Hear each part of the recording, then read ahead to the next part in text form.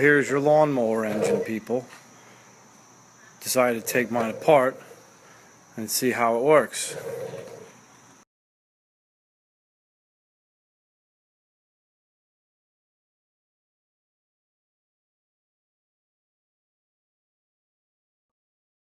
Carburetor bolts onto this, muffler bolts onto that, blade of the blower bolts onto this, and that's what you pull to start it. So when you pull start this thing, this is what you spin. This is your magneto or your coil that creates spark, which is the end of the spark plug, which goes right into the top of the. So once the carburetor creates its mist and air ratio mix, it spits it into this port or valve, whatever you want to call it. So I'm pull starting the engine, so that valve's going to open up right at top dead center. See it start to go up? Top dead center, the piston comes all the way up. Once it starts to come down, that valve opens up, which allows the fuel and air to go into the cylinder. Once the fuel is entered, it fills up the cylinder, and now the piston works its way back up, squishing all the fuel into that little area. So here's your cylinder head, that goes on top, and right inside at the top of the cylinder is where the spark plug goes. So when the fuel goes in and this piston comes up, so as this thing's spinning, it's creating spark. So right at top dead center, when that fuel's already squished its maximum capacity, a spark is given.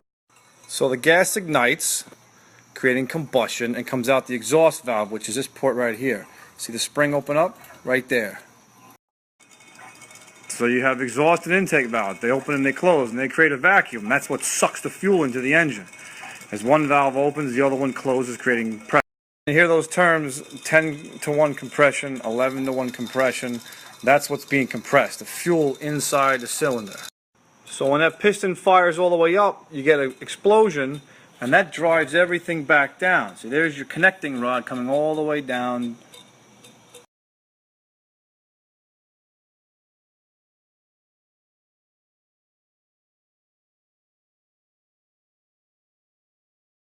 So if this were a car where the wrench is, that would be connected to your transmission. The transmission harnesses all the energy of the motor and lets you drive. So now the camshaft. This wheel here represents the camshaft. The camshaft drives the springs for the valves. So when someone says internal combustion engine, all it really is an air pump with some gas thrown in there to create an explosion. That's all it is.